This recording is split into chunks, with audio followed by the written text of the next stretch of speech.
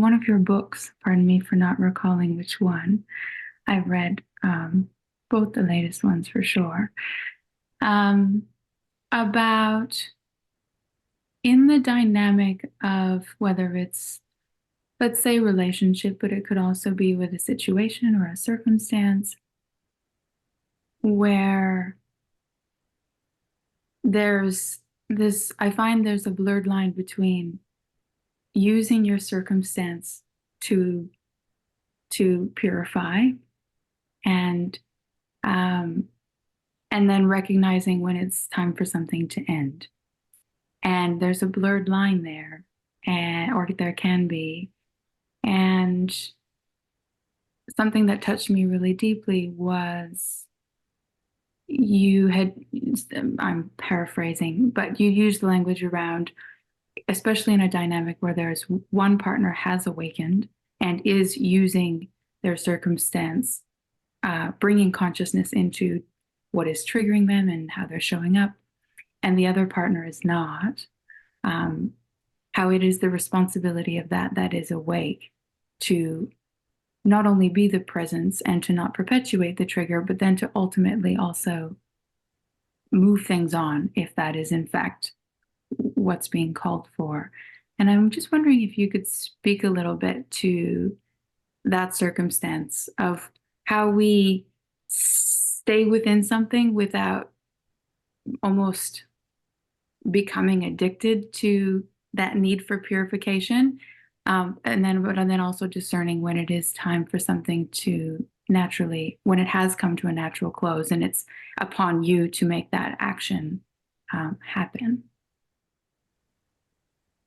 There's a deep and innate intelligence that informs everything.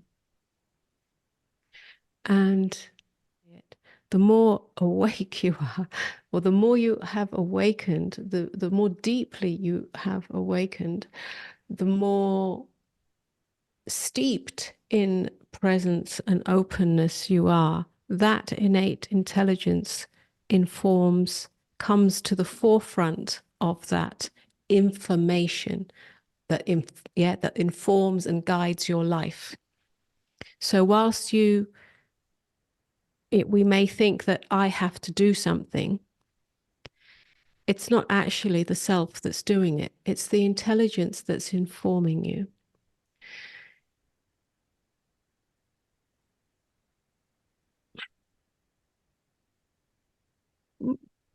What I mean by that is that in a situation, let's try and be a little bit specific, of a relationship where there's a purification through the interaction, through the trigger, through the challenges, as you wake up out of the drama, and come more into presence and openness, and yet the other is addicted unconsciously to the drama and playing that out. If that drama serves the deepening of your presence and openness and awake awareness, then there will be something that keeps going in that relationship and keeps you together. But if it no longer serves that, intelligence of life will reveal that it'll either reveal that there'll be a knowing in you that it's time to move on, time to let go, or else life circumstances will throw that in your face and something will happen and it'll be the end of that relationship. And you may think, oh my God, that's terrible. I didn't really want that. But actually, it's absolutely perfect. Do you know what I mean? So there's an intelligence that does it, that means that you don't have to be the one that, I mean, even though there's a self in it that says, okay, this is done, I need to move on. But sometimes it's very difficult to take that action. Actually, it's not the self that takes that action. Something guides you, or a circumstance guides you, yeah? So it will either just have lost its glue, And you have to be honest there, and it's like, well, it's not gluey anymore. It's not sticky anymore. What, maybe that feels like you're not it's not in love. You're not in love anymore. It's time to let go. Or you just know.